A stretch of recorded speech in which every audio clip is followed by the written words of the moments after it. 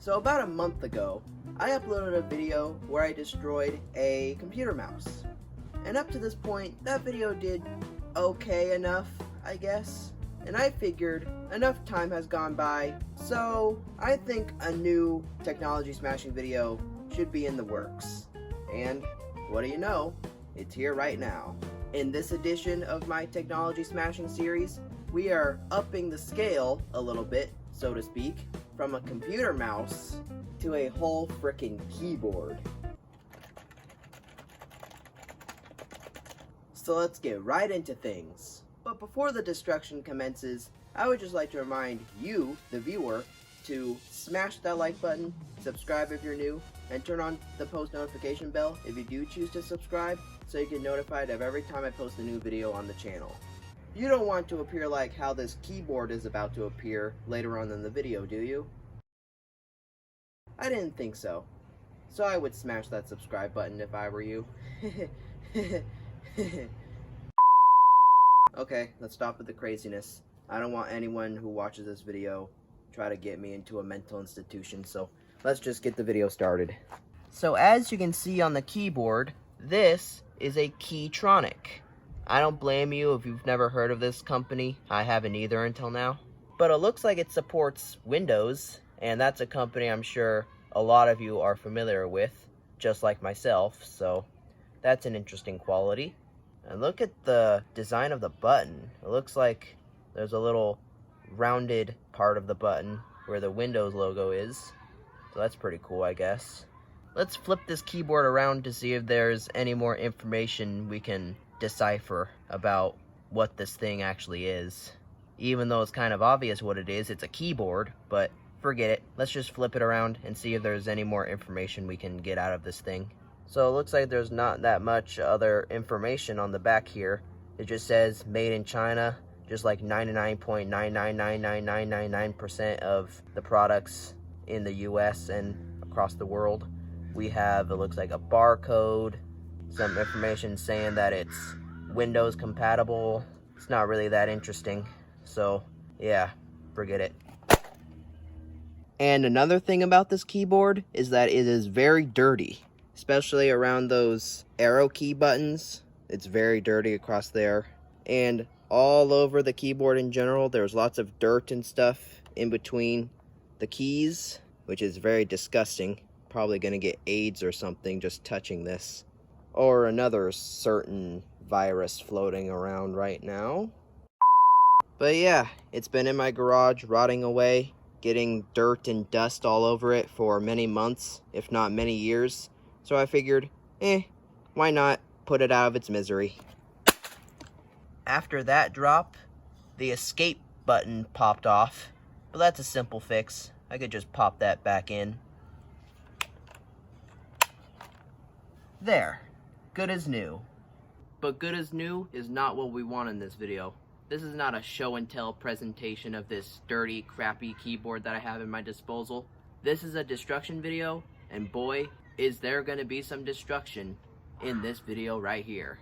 I'm betting at least 75% of the keys on this keyboard are gonna be dislocated from the main base of the keyboard by the time we're done. Let's just see how that plays out. It's time for the destruction to begin. As you can see, there is a really long cord connected to the keyboard, and I have a feeling that this is gonna be in the way, so we might as well snip it.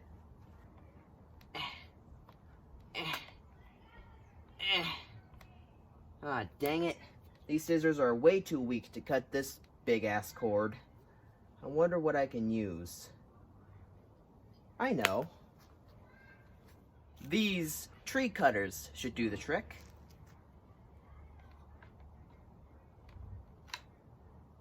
Boom. Soft as butter. Now I have something to strangle people with if they don't subscribe to the YouTube channel. This is perfect. Just want to make it clear that that was a joke. I'm not promoting harming anybody. That was just satire. If you choose not to subscribe, that's okay. If you don't like what you see on the channel for whatever reason, that's okay too. Just give me feedback. That would be greatly appreciated. Anyways, with that little mini PSA out of the way, let's get back to the destruction. Allow me to pull a Plain Rock 124 and do a few drop tests. I don't know how far this is from the ground, maybe 6 feet, I don't know. I don't care to check. Let's just do the drop. Drop number 1, backside. 3, 2, 1.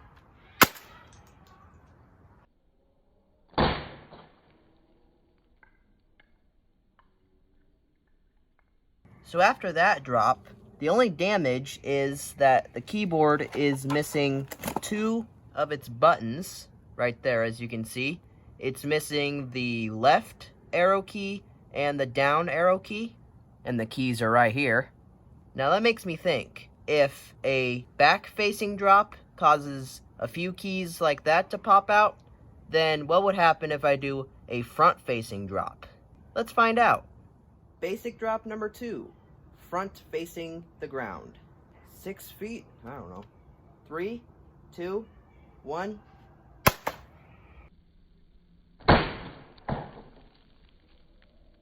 Alright guys, let's take a look if there is any damage after that drop. Let's take a look. Okay, so there are no missing keys, as you can see, except for the 2 arrow keys that came off during the last drop. But I think some of the keys have gotten a little bit loose because of the drop, which is a good sign. But it's actually starting to rain right now, and it's actually starting to get a little bit late in the day. I think it's past 6 o'clock at this point. So what I'm going to do is, I'm going to stop recording right now, and then I'll do day 2 tomorrow. So yeah, I think this is the first time I've ever done a technology smashing video where I had to cut it into 2 days. But if that's what I have to do, then so be it.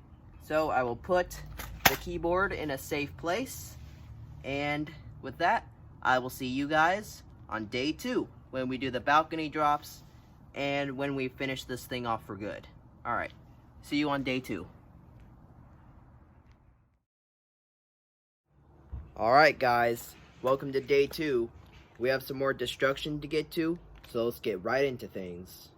So what I was planning on doing was, for the first thing on day 2, I would just get straight to the balcony drops, but then I had an idea. If you recall back to when I was doing day 1, I was doing some front-facing and back-facing drops. Well, I think I'm going to do one more drop, but this time it's going to be a corner drop. This is going to be interesting. Drop number 3, corner drop. 3, 2, 1.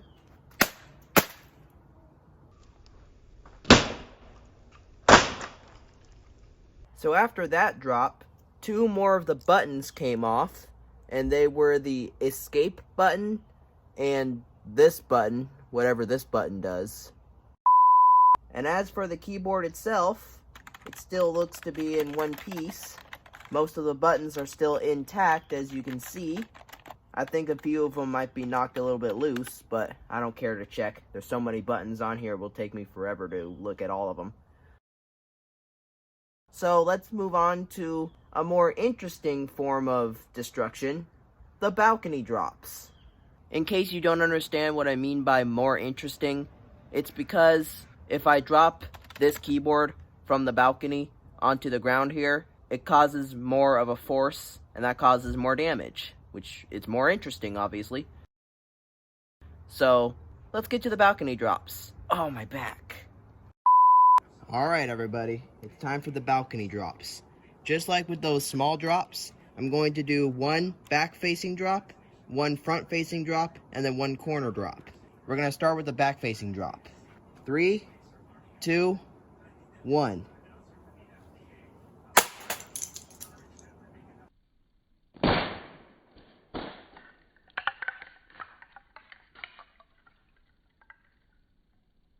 Alright, let's go down there and see the damage. And I can already tell there's a lot of it. Alright guys, so here's the damage that the first balcony drop induced on the keyboard. As you can see, it is missing a lot more keys. I tried to pick up all the keys that I could find after that drop. I don't know if I found all of them, but I did my best. And surprisingly, or not surprisingly, depending on how you look at it, there's not that much damage on the back. There's no cracks, there's no like punctured holes or anything in the back here. The back is pretty sturdy. Anyways, now it's time for the second balcony drop, and this is the one where we do the front facing down. All right, time for drop number 2. Face down. 3, 2, 1.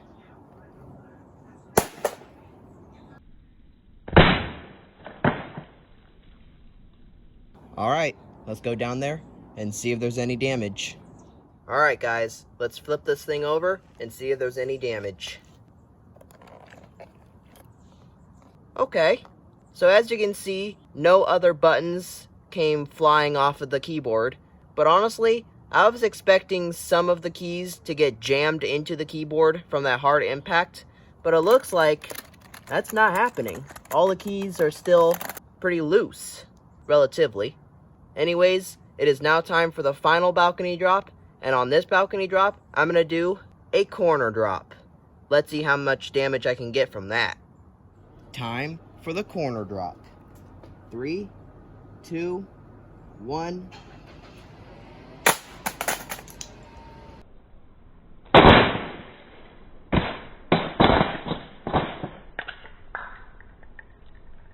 A few keys went flying. Let's go down there and take a look at the damage. Alright guys, so as you saw in the initial dropping footage as well as the slow-mo footage, after that drop, a few more keys came flying off of the keyboard, but it looks like most of the keys are pretty firmly put in there. So I was thinking about doing what Plain Rock 124 does, where he does what's called a ludicrous drop test, where he tosses the item that he's destroying in the air and then like get a whole bunch of damage that way. But I want to hit this thing with the hammer a few times and try to see some more keys flying that way. So I'll just leave the ludicrous drop test for the next technology smashing video. Anyways, it's hammer time. Alright everybody, you know what time it is. It's hammer time.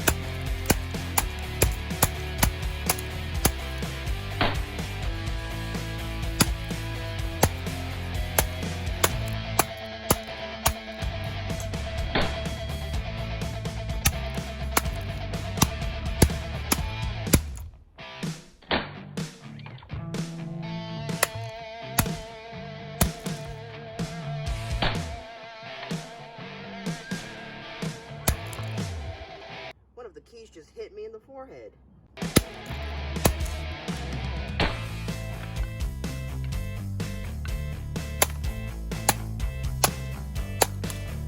Just a few keys remaining.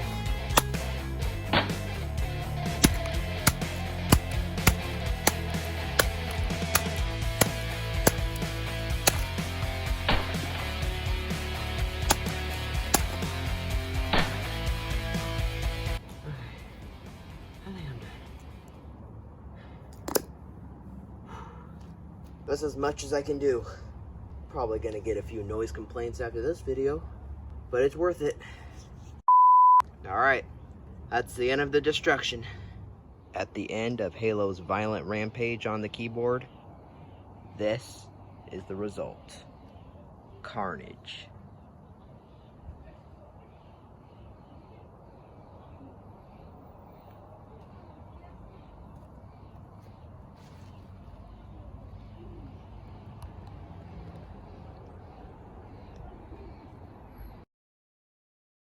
And so with that, thank you guys for watching. Comment, like, and subscribe. I have a huge mess to clean up now. And I will see you guys later in the next Halo Vlogs 13 video. Bye!